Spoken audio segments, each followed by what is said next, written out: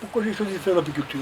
Tout a commencé parce que j'aimais la façon de vivre des abeilles, la communauté. Manger du miel aussi, bien sûr. Évidemment, ce n'était pas inintéressant de ce côté-là, mais c'est surtout la vie en communauté qui m'intéressait.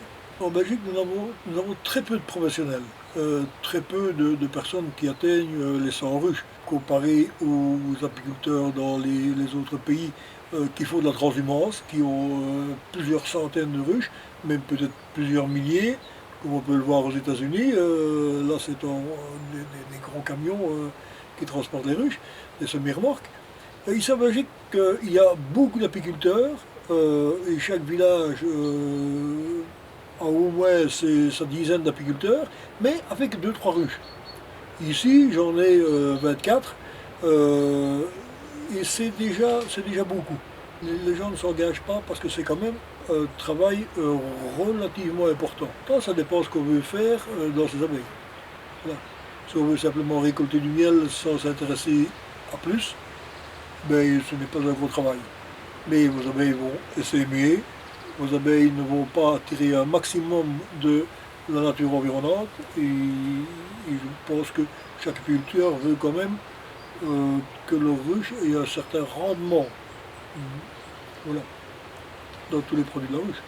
J'ai 3 ruchers maintenant, justement dans le but de garantir la pérennité de mon cheptel. Il y a 8 ans d'ici, j'ai perdu mes 20 ruches, mais ici sur place. Si j'avais eu 10 ruches ici et 10 ruches autre part, peut-être que le problème n'aurait pas été le même dans les deux localisations. Donc j'aurais peut-être pu repartir avec 10 ruches relativement saines. Tandis qu'à ce moment-là, j'ai dû racheter les ruches, ce qui est très onéreux. Parce qu'il faut se dire aussi que c'est la loi du marché. Hein. Plus il y a de demandes, plus l'offre fait monter les prix. Hein, voilà. Une ruche, je vais parler de l'intérieur de la ruche, du peuple de la ruche. Ceux qui ont réussi à passer l'hiver les divisent au mois de mai parce qu'il y a abondance d'abeilles, pour ne pas les laisser essaimer. Ils divisent leur ruche. Ils prélèvent quelques cadres avec des abeilles, une reine d'élevage ou la vieille reine. Ils vendent ça entre 70 et 160 euros. Mais il n'y a que 5 cadres, donc c'est pas une ruche complète, c'est une ruchette. Hein, donc, je ne fais aucun miel spécifique, pour la seule raison que mes abeilles restent en place. Et comme je ne transhume pas et que je ne vais pas chercher les récoltes intéressantes au point de vue production ou spécification, c'est du miel toute fleur. Certaines ruches vont sur le colza, les autres vont plutôt sur autre chose. Elles vont chercher ce qui va leur produire le plus de nectar avec le moins d'effort.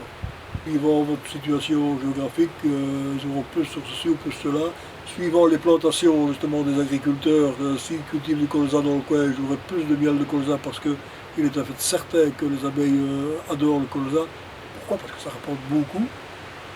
Ce n'est pas un miel particulièrement agréable au goût, très neutre, voilà, ça fait du poids, mais maintenant il a toutes les propriétés du miel puisque c'est passé par les abeilles.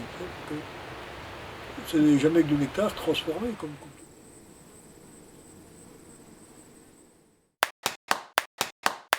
Je dis que c'est un argument commercial uniquement, parce que voulez-vous contrôler vos abeilles et obliger vos abeilles à aller là plutôt qu'autre part? C'est impossible. C'est impossible. Maintenant, il y a un cahier des charges aussi que les bio doivent respecter, et peut-être bien que pour l'apiculteur c'est pareil.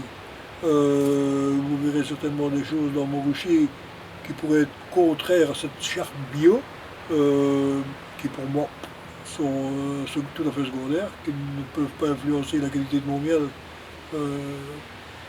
mais qui doivent être tenus en compte pour avoir l'agrégation bio. Mais à part ça, elles peuvent aller où elles veulent, les abeilles. Argument de vente.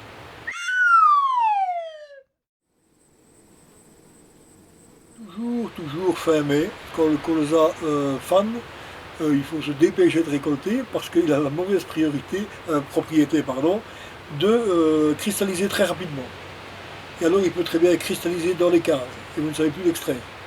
Donc c'est le signal de l'extraction. Quand les fleurs de colza commencent à faner, il faut se dépêcher. Il y a l'enfumoir, la brosse à abeilles, le lève-card, hein, le lève-card qui est vraiment intéressant. C'est un modèle très particulier qui permet de lever les cartes bien à la verticale. Et il est plus intéressant que n'importe quoi pour les apiculteurs, c'est qu'il a un ouvre-bouteille.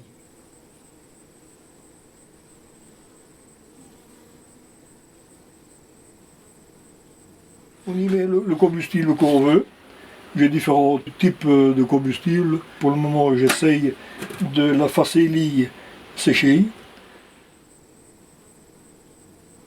Quand il y a du miel qui arrive à maturité, les abeilles operculent, ferment les abeillons. Vous devez les operculer et obtenir des déchets de cire qui vont servir à faire de nouvelles cires que nous introduisons dans des caves pour faciliter la tâche de l'abeille.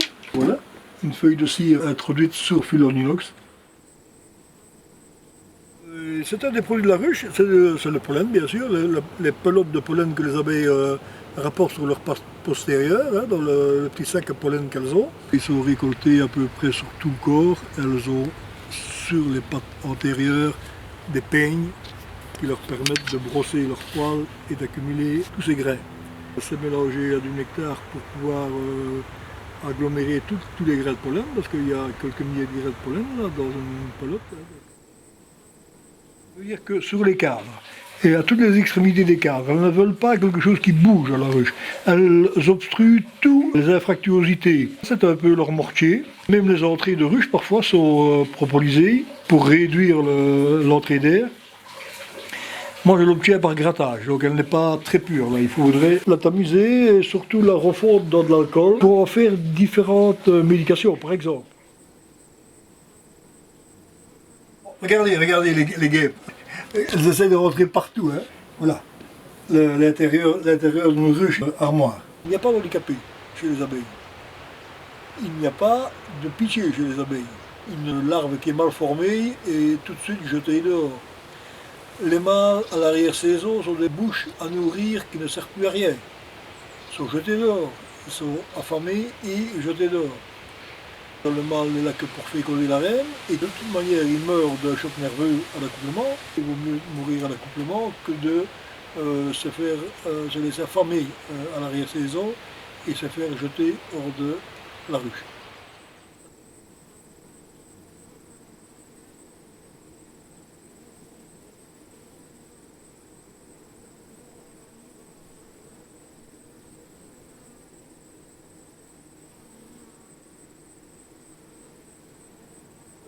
Les abeilles sont ennuyées et peut-être un peu affaiblies par le varroa. Le varroa qui est un petit acarien qui pompe les molaires de l'abeille, déjà de la larve, donc qui fragilise la larve et qui provoque aussi des problèmes. Il y a donné comme exemple les ailes atrophiées, les pattes qui ne sont pas conformes, qui sont un peu déformées, parce qu'elle a piqué là où se développe cet élément de l'abeille.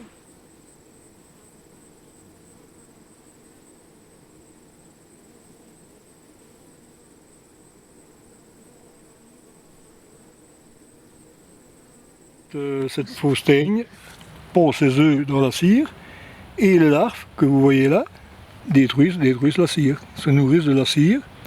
Encore une là, une larve. Il est à fait certain que ce sont les produits phytosanitaires employés sur les cultures qui sont la plupart du temps mises sur le banc des accusations. Hein. En France, les apiculteurs qui ont des ruches à la montagne et qui les ramènent en plaine, même des ruches qui sont en pleine forme, périclitent. Les grosses firmes disent que ce n'est pas une démonstration scientifique. Mais quand on reprend les colonies et qu'on les reconduit dans la montagne, elles reviennent progressivement à elles. Donc il y a quand même un lien de cause à effet. Ça a été démontré de manière scientifique. Hein. Les abeilles touchées par des traces de ces produits, de ces néonicotinoïdes, périssent immanquablement. Les néonicotinoïdes produisent un effet sur le système nerveux central et de ce fait, les abeilles ne rentrent pas à la ruche. Les abeilles ne retrouvent pas le chemin de la ruche. Et ça se produit surtout en fin d'automne, en fin de saison, parce qu'elles rendent beaucoup du pollen de maïs. Et je suis malheureusement de plus en plus entouré de maïs. C'est un gros problème. Ce produit a une rémanence de 3 ans dans le sol. Et quelle que soit la plante qui est semée après, ou qui est cultivée après, on retrouve ces produits dans la plante. Parce qu'elle va le rechercher dans le sol. La plante est ainsi protégée, mais ça n'arrange personne. Hein, parce qu'il ne faut pas oublier non plus que l'abeille en meurt, mais nous sommes au sommet de la chaîne. Et je crois que l'homme n'a pas encore pris conscience, du moins, non, certains n'ont pas encore pris conscience du problème. Mais c'est très rare que je sois piqué. Des apiculteurs chevronnés, je veux dire, peuvent devenir allergiques. Hein, et demain, je ne sais pas si je ne peux pas le devenir. Hein. Des apiculteurs qui sont en train de suivre un traitement contre les allergies, pour essayer de se désensibiliser.